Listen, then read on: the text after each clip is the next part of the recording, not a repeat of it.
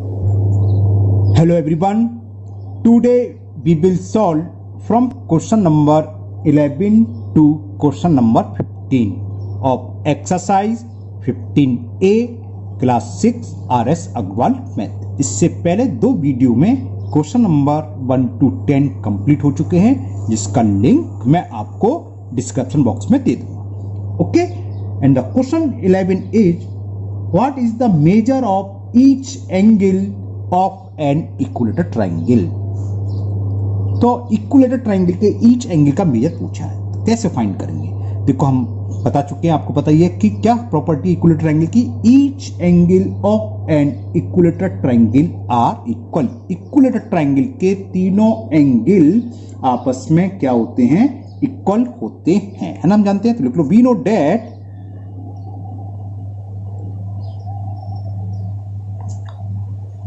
all angles of an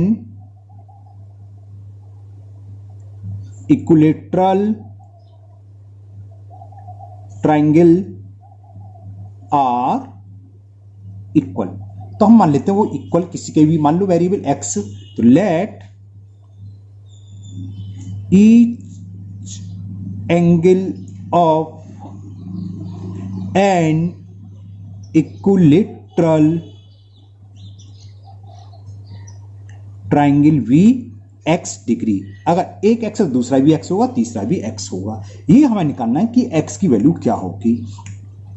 तो क्या लगाया, एंगल सम प्रॉपर्टी कि sum of all angles of a triangle is 180। ये भी जानते हैं हम कि sum of all angles of a triangle, कैसा भी ट्राइंगल हो, स्केलन हो, इक्विलेटर हो, आइसोलेसिस हो, उसको फर्क नहीं, कोई सा भी ट्राइंगल हो, sum of all angles of a triangle is क्या होता है 180। तो इक्विलेटर के तीनों एंगल क्या हुए, एक्स एक्स एक्स, यानी कि x degree plus x degree plus x degree. ये किसके इक्वल हो गया, 180। एक्स प्लस एक्स कितना हो गया, 3x 180। तो value of x will be 180 upon 3 से डिवाइड होगा, ये 60 टाइम्स कैंसिल हो गया, तो x की वैल्यू आ गई 60। तो ये आंसर हो गया। तो measure of each angle of an equilateral triangle will be 60 degree. तो लिख दो, measure of each angle of an equilateral triangle will be 60 degree। Okay, now next question number 12. In question number 12 a figure is given. This figure is given,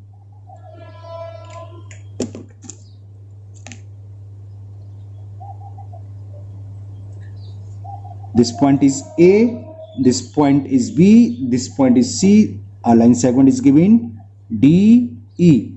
Angle A is given 65 degree and angle B is also given 55 degree, और it is given DE, ये जो है BC के parallel है। तो first find करना है AD, ये फाइंड करना है ना। तो सिंपल है, कैसे, देखो फर्स्ट पार्ट हमें दे रखा है DE पैरेलल टू BC, तो लिखोगे कि DE is parallel to BC। So देखो अलग से समझा दूं, दो लाइन पैरेलल में हो तो ये एंगल इसके इक्वल होता है, यानी कि ये एंगल इसके इक्वल होगा। कौन से एंगल कहलाते हैं, ये करस्पॉन्डिंग एंगल।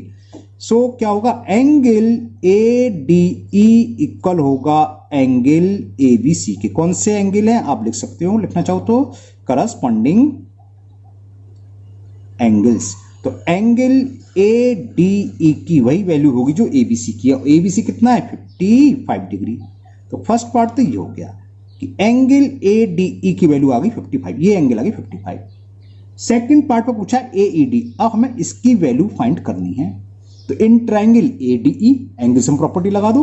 सेकंड पार्ट के लिए आप लिखो इन ट्राइंगल ADE, तीनों एंगल का सम 180। तो इसे क्या लिखेंगे, एंगल ADE प्लस इसे क्या लिखेंगे, DAE, एंगल DAE प्लस ये क्या होगा, AED, angle AED is equal 180 degree. कौन सी प्रॉपर्टी निकाल दी? Angle sum property. ADE की वैल्यू हम फाइंड कर चुके हैं, तो इसकी वैल्यू पुट कर दो 55 डिग्री। DAE गिवन है, कितना है? 65, तो इसकी जगह 65 ये हमें फाइंड करनी है। तो angle AED is equal 180 degree. इसको जरा ऐड करें, कितना आ गया? 5 + 5 10, कैरी 1, 6 5 11 1 12, 120 आ गया इसका सम। तो 120 plus angle AED is equal 180 degree, है ना। तो एंगल AED कितना हो गया? 180 माइनस 120। तो value of angle AED will be 60 degree. It is the answer of second part.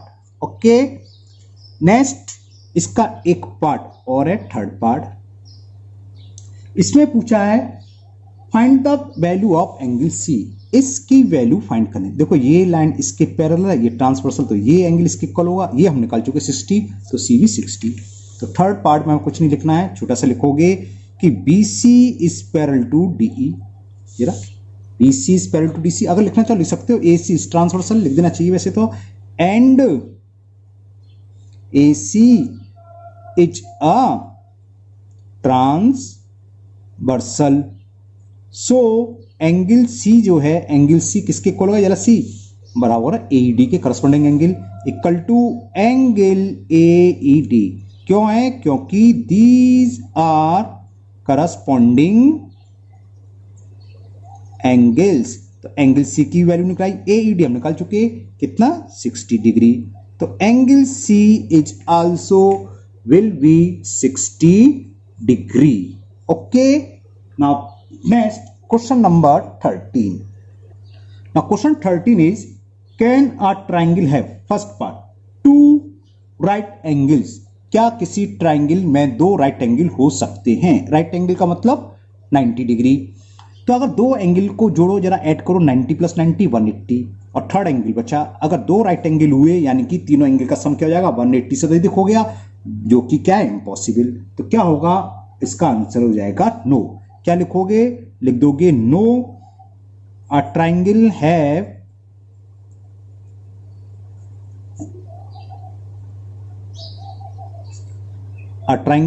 No two right angle. बात समझ में आ गई? और कॉज लिखना चाहो लिख सकते हो, because the sum of two right angle is 180, so it is not possible. लिखना चाहो चलो लिख दो, बिकॉज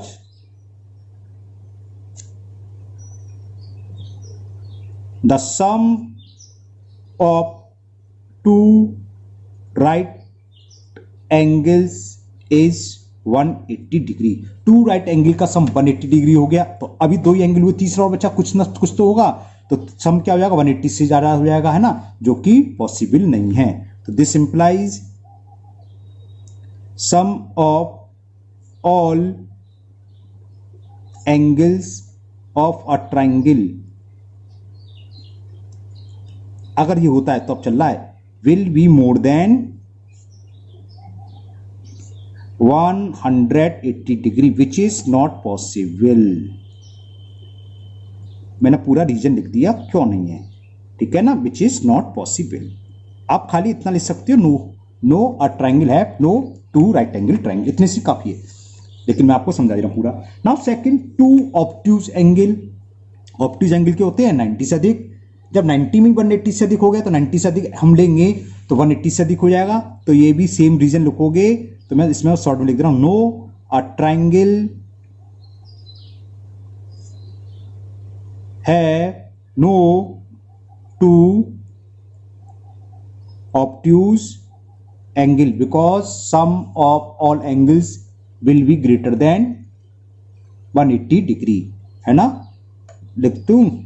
क्यों नहीं होगा? क्योंकि because the sum of all angles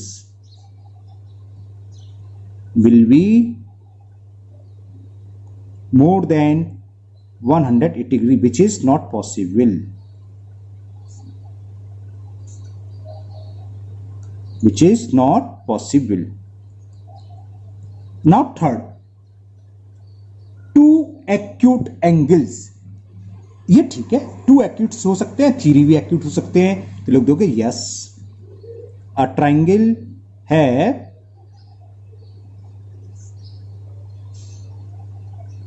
to acute angles. जैसे मान लो एक है 60 डिग्री, एक है 40 डिग्री, तो 60 40 कितने हो गए 100, और थर्ड आया 80 डिग्री, तो क्या वो तीन एक्यूट हो गए। अच्छा मैं एक और चीज बताऊंगा ना, टू एक्यूट, मान लो एक है 100 डिग्री, ठीक है, एक तो 100 डिग्री है, एक है 60 डिग्री, तो एक हो गया 220 डिग्री। देखो 60 20 क्या है, टू एक्यूट और ऑब्ट्यूज, तो टू एक्यूट एंगल हो सकते हैं, तीनों भी हो सकते हैं ना, तो इसका आंसर हो गया yes. Next fourth part, all angles more than 60 degree, ये भी पॉसिबल नहीं है, क्योंकि 60 + 60 + 60 180, एक भी 60 से अधिक हुआ, बाकी दोनों वाली 60 वो भी पॉसिबल नहीं है, तो सब कह रहा है, तो लोग दोगे नो, अ ट्राइंगल है क्या था, all angles more than 30 degree, अ ट्राइंगल है नो, अ ट्राइंगल है no angles, a triangle have no क्यों, every angle, a triangle have not any angle, any गलत लिख दिया, all, any तो गलत लिख दिया, any तो का कोई भी हो सकता है, all angles more than 60 degree, समझ में आ गया ना, 60 डिग्री से अधिक होगा, cos लिखना चाहो लिख दो, बिकॉज इस कंडीशन में क्या होगा, sum of all angles will be more than 180 degree, और ट्राइंगल के सभी इंटीरियर एंगल का सम किसी भी कीमत में 180 से मोर देन नहीं हो सकता। मोर देन क्या, लेस देन भी नहीं हो सकता, सिर्फ और सिर्फ एक्यूरेट कितना होगा 180 डिग्री, तो ये 180 से ज्यादा जा रहा है, इसलिए ये पॉसिबल नहीं है। Fifth part, all angle less than 60 degree, ये भी पॉसिबल नहीं, 60 से कम करेंगे तो 180 से कम हो गया, तो नॉट पॉसिबल, लिख दोगे नो, ठीक है ना, all angles less than 60 degree, तो नो, अ ट्राइंगल है all angles less than 60 degree, मैंने इतने छोड़ दिया, अगर कॉज लिखोगे because the sum of all interior angle will be less than 180 degree, इसमें 180 से कम होगा। Now six part, all angle equal to 60, तीनों एंगल 60 हैं, 60 + 60 + 60 कितना होगा 180, तो पॉसिबल है, और ये होता भी है, कौन सा ट्राइंगल होता है, इक्विलेटरल ट्राइंगल, तो लिख दोगे yes, a triangle have all angle equal to 60 degree. Okay, तो ये पार्ट हुआ खत्म। नाउ क्वेश्चन नंबर 14, ये क्वेश्चन नंबर 13 कंप्लीट हो गया। क्वेश्चन नंबर 14 यस और नो बताना, ट्रू फॉल्स की तरह एक तरीके से पढ़ते हम। Can an isosceles triangle be a right triangle, क्या कोई आइसोलेसिस ट्राइंगल राइट ट्राइंगल हो सकता है? बिल्कुल हो सकता है। कैसे? राइट एंगल ट्राइंगल क्या होता है, एक 90 डिग्री, और आइसोलेसिस क्या होता है, दोनों इक्वल, तो बाकी दोनों कितने कितने हो जाएंगे इस कंडीशन में, 45 45। तो देखो आइसोलेसिस और राइट एंगल भी है, तो आंसर इज यस। ओके, समझ में आ गया। Now second part, can a right angle triangle be a scalene triangle, बिल्कुल हो सकता है। कोई एक राइट एंगल ट्राइंगल है, ये 90 डिग्री, ये 60 डिग्री, ये 30 डिग्री, एक 90 है, एक 60 है, एक 30 डिग्री, तीनों एंगल अलग हैं, तो तीनों साइड्स भी अलग होंगी, तो स्केलन हो सकता है, तो लिख दोगे यस। इसका भी आंसर हो गया yes. A triangle, sorry, right triangle can be scalene triangle, ऐसे लिख देना है ना। Third, can a right angle triangle be an equilateral triangle, किसी भी कीमत पर नहीं होगा। इक्विलेटर में क्या होता है, तीनों एंगल इक्वल हो। एक तीनों एंगल राइट एंगल हो सकते हैं, तीन तो बहुत बड़ी बात है। ट्राइंगल के अंदर दो राइट एंगल भी नहीं हो सकते, एक ही राइट एंगल होता है एक ट्राइंगल के अंदर, तो तीन तो बहुत बड़ी बात हो गई, तो लिख दोगे no, a triangle right triangle can not be an equilateral triangle. Okay, now fourth part, मैं बोलता जा रहा हूं तो आप लिख लेना, है ना, इसमें लिखा नहीं है, मैंने बोला पूरे स्टेटमेंट, आप लोग लिखना पॉज करके। Fourth, can an obtuse triangle be an isosceles triangle? बिल्कुल हो सकता है, क्यों नहीं हो सकता भाई। आइसोलेसिस जैसे राइट था, ये हो गया, ये करें एक आइसोलेसिस ट्राइंगल, मान लो इसका 120, चलो मान लो। अब कितना रह गया सम, 180 का होता है, 60 रह गया, तो ये 30 एंगल हो सकता है, ये 30 हो सकता है ना। तो लिख दोगे, ये लास्ट पार्ट था, फोर्थ ही था, चलो इसमें पूरा स्टेटमेंट लिख देता हूं। Can an obtuse triangle be an isosceles triangle? तो लिख दोगे यस, एन ऑब्ट्यूज, नीचे लिख दे रहा हूं ना, आगे स्पेस कम है, yes an obtuse triangle can be an isosceles triangle.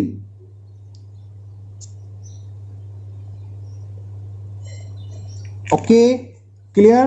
तो फर्स्ट का हुआ यस, ये हो सकता है, दूसरा भी यस था, थर्ड नो, फोर्थ यस, और ये भी यस। समझ में आ गया अच्छे से, है ना। नाउ 15 ट्रू और फॉल्स है, तो ये क्वेश्चन और करते हैं। सो ये एक्सरसाइज आपकी खत्म। सॉरी, ट्रू फॉल्स नहीं है, फिल इन द ब्लैंक्स है।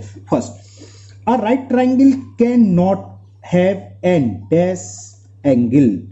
अ right triangle can not have an dash angle. क्या लगता है किसी राइट ट्राइंगल में क्या नहीं हो सकता? ये नहीं हो सकता, ऑब्ट्यूज एंगल नहीं हो सकता, क्योंकि अगर एक ऑब्ट्यूज हो गया तो 90 और 90 से अधिक हो गया तो 180 से अधिक हो गया एंगल का सम, दो एंगल का सम, और तीसरा एंगल तो अभी हुआ ही नहीं। तो इसलिए यहां आएगा फिल इन द ब्लैंक्स में फर्स्ट में ऑब्ट्यूज। क्लियर ना, दोबारा पढ़ देता हूं मैं। A right triangle can not have an dash dash dash, यानी कि फिल इन द ब्लैंक्स आ गया obtuse angle. Second part, the acute angle of a right angle triangle are. The acute angles of a right angle triangles are. जो right angle triangle के angles triangle है उसमें obtuse angle क्या होते हैं? क्या दिमाग में आता है, क्या होना चाहिए, क्या आता है? देखो, राइट एंगल ट्राइंगल से ऑब्ट्यूज एंगल का मतलब पूछना क्या है। देखो, अगर ये 90, ये कितना 30, तो ये 60, तो इन दोनों का सम कितना होगा 90। जब एक 90 है और हमें मालूम है ट्राइंगल के तीनों एंगल का सम 180 होता है, तो राइट एंगल ट्राइंगल में 100% बाकी जो दो एंगल बचे हैं उन दोनों एंगल का सम क्या होगा 90 डिग्री। और ऐसे एंगल जिसका सम 90 डिग्री होता है वो कहलाते हैं कॉम्प्लीमेंट्री। तो ये दोनों एंगल जो एक्यूट एंगल हैं कैसे होंगे? Acute angles are complementary. बात समझ में आ रही है ना, क्योंकि उन दोनों एंगल का सम क्या होगा 90 डिग्री, और दो एंगल का सम जब 90 डिग्री होता है तो वो कहलाते हैं कॉम्प्लीमेंट्री एंगल। तो फिल इन द ब्लैंक्स की जगह आ जाएगा कॉम्प्लीमेंट्री। सप्लीमेंट्री कब होते हैं? जब दो एंगल का सम 180 होता है। ट्राइंगल के अंदर ऐसे दो एंगल किसी कीमत पर आएंगे नहीं, क्योंकि तीनों एंगल का सम 180 होता है, तो सप्लीमेंट्री का केस आएगा नहीं। दो एंगल की बात चल रही है ना। Now third, each acute angle of an isosceles right angle triangle. अभी समझाया था, राइट एंगल ट्राइंगल का आइसोलेसिस होता है तो ईच एक्यूट एंगल कितने होंगे, किसके इक्वल होंगे? 45 डिग्री। ये तो सीधा आप लिख दोगे, समझ में आ गया, 45 डिग्री, क्योंकि एक 90 डिग्री और दोनों आइसोलेसिस दोनों इक्वल होंगे। जो समझाया था ना, ये भी ये इक्वल, इन दोनों का सम क्या होगा 90, तो 2 से डिवाइड करो, 45 हो गए। तो थर्ड हो गया 45। Now fourth part, each angle of an equilateral triangle measure. ये तो पता है, सबको रटा होता है। इक्विलेटर ट्राइंगल के ईच एंगल की वैल्यू कितनी होती है? 60 डिग्री। तो इस फिल इन द ब्लैंक्स में आ जाएगा 60 डिग्री। नाउ लास्ट नहीं, second last, the sides opposites the right angle of a right angle triangle is. अच्छा, ये शायद मैं अभी बताना भूल गया आपको। देखो, राइट एंगल ट्राइंगल में 90 डिग्री होता है, इसके सामने की साइड्स कहलाती है हाइपोटेन्यूज। ये फिक्स है। इसमें एक परपेंडिकुलर ए बेस, अगर ये बेस है तो ये परपेंडिकुलर, या अगर से बेस माने तो इसका परपेंडिकुलर। लेकिन 90 डिग्री के सामने का एंगल, वो सॉरी साइड्स क्या कहलाती है? हाइपोटेनियस। तो ये पूछा था कि opposite sides of right angle क्या होगी, तो लिखो hypotenuse. Hypotenuse. Now last part is the sum of the length of the sides of a triangle is called its triangle के तीनों sides का sum क्या कहलाता है? इसका पेरीमीटर। तो ये आ जाएगा पेरीमीटर। ट्राइंगल सी मतलब में कोई क्लोज फिगर है, क्लोज पॉलीगन है, उसके ऑल साइड्स का सम उस फिगर का पेरीमीटर कहलाता है। तो ये एक्सरसाइज आपकी कंप्लीट हुई और मुझे उम्मीद है आप लोगों को बहुत अच्छे से समझ में आ गई होगी। अगर आप लोग पहली बार वीडियो देख रहे हो तो चैनल को सब्सक्राइब करना ना भूलें, साथ ही साथ पास में जो बेल आइकन दे रखा है उसको भी आप प्रेस कर लें, जिससे कि इसके आगे की एक्सरसाइज मैं जब भी अपलोड करूंगा वो आपकी मिस नहीं होगी, उसका नोटिफिकेशन आपको मिल जाएगा। और इस वीडियो को अपने दोस्तों को भी शेयर करें जिससे कि वो भी इसका फायदा उठा सके, क्योंकि आजकल कोचिंग स्कूल सब बंद पड़े अनलॉक की वजह से और मैथ्स में प्रॉब्लम होती ही होती है। आप लोग चिंता ना करें, मैं आप लोगों के साथ हूं। आपकी जो भी प्रॉब्लम है कमेंट बॉक्स में कमेंट करें, है ना। फिर मिलते हैं नेक्स्ट वीडियो में। Thank you, have a nice day.